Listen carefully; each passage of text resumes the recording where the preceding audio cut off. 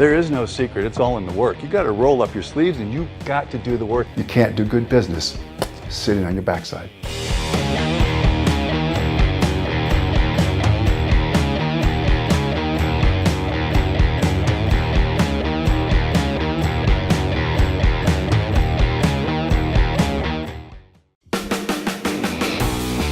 Designing your dream business should be fun. It should be something that gets you up in the morning and it makes you happy and that makes you willing to get out there and fall on your face, because you know the more times you fall on your face, the closer you are to success. This is Dr. Dreama, and I am here with my show on designing your dream business on the Woodage Network. Hello, this is Dr. Dreama with Designing Your Dream Business on the Woodage Network. Let me tell you who I am. I call myself Dr. Dreama because I am a doctor. I'm a psychologist in real life, and I am also an international life designer. Some people might call that a life coach, but I'm all about helping you design your life as well as your business. And where this comes from is you're going to be learning from my mistakes. I am going to be telling you all of the things that I have discovered in terms of building a business. You see, when I was a psychologist, I created a private practice, and I did it entirely differently than my peers were doing at the time. You see, everybody was on insurance panels, and I didn't want to be on an insurance panel. I had very strong feelings about the fact that I didn't want a third party in with my relationship with my clients. And so I built it up private pay, and people were like, holy shit, you can't do that. And I was like, well, I just did. It was great. It was very successful. But my partner and I loved to travel. And one day we said, why can't we just live someplace else? Oh my God, you were going to hear some stories about falling on my face that are going to save you from making those same mistakes, because I want you to be successful. I want you to learn what I've learned along the way, so that when you're making mistakes, you're not making mine, you're making your own. So let's start, and I'm going to tell you about the foundation of what I have discovered that you really need, these 3 pillars for your dream business. 1, you need an idea. You need a good idea. I had a great idea. I had very bad follow through. We're going to talk about that. You need to have a belief that you can actually do it. Now, you may think you do, but we'll talk about why not everybody has that belief. And 3rd, I've already referenced this, you need to have a willingness to fail. Because if you don't have that willingness, you may as well stay in your safe job, stay in your safe relationship, whatever it is, stay in your comfort zone and don't leave. Because without a willingness to fail, you don't have anything. So let's talk about your idea, right? I had this idea that I wanted to do something that was similar to being a psychologist, but I wanted to be able to do it from anywhere in the world. And so we moved from Texas to the south of France. I'm so lucky, but I'm not really lucky because I designed this. But I had this idea that I wanted to reach more people.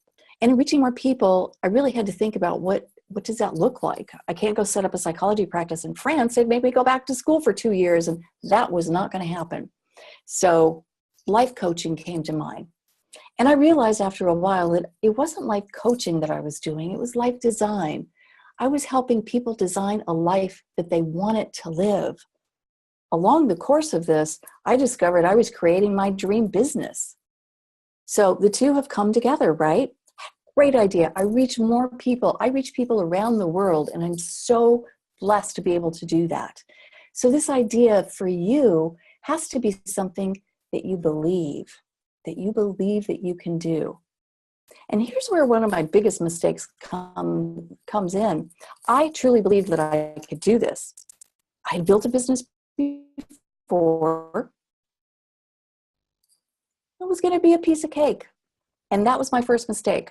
I did not do the research that I needed in order to really make this a success.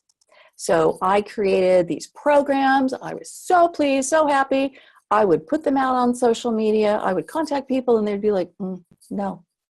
You see, I failed I failed spectacularly because you can imagine if you've spent 2 months working on a program and nobody's interested, it really hurts. It takes you to that place of, oh my God, did I make a mistake here? And I realized that I needed mentors, I needed coaches myself in order to help me understand how to navigate the online world. So in that, I redeveloped that belief and that confidence in myself.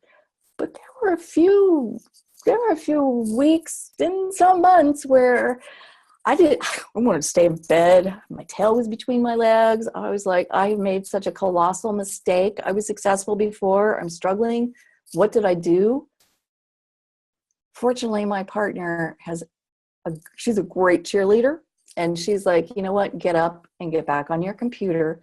You just need to figure it out. Without that, I'm not sure that I wouldn't have stayed in bed. And you might know something about that feeling of, I don't want to fail. Well, you know what? Give it up. You're going to fail. We're all going to fail because the only people who are truly successful are the people who have taken risk, the people who have failed spectacularly. If you think about, I love Michael Jordan, and I love the fact that he talks about, yeah, I'm good, but how do you think I got good? By failing spectacularly. And then he goes off and he will list how many winning shots he lost. Opportunity for that winning shot, and he lost. Imagine if he had just said, well, I'm not successful, I'm going back to bed.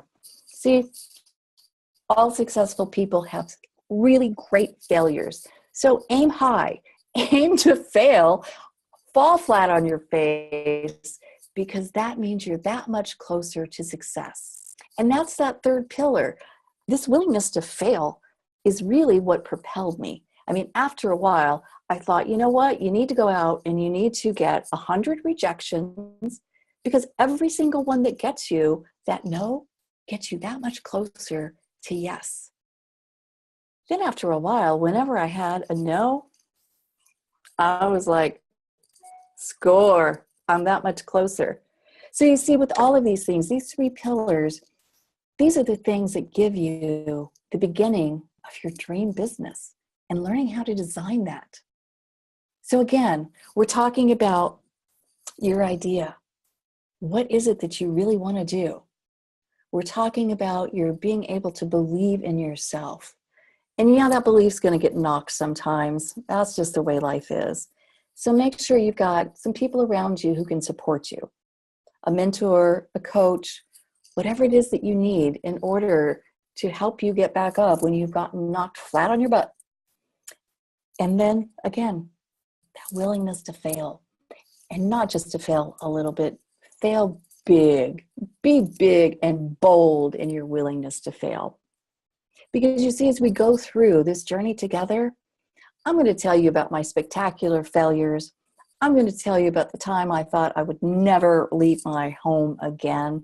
I'm going to tell you about different things that I have learned so that you don't make those same mistakes, so that you have an opportunity to make different mistakes, your own mistakes. Don't make mine. I don't recommend that at all.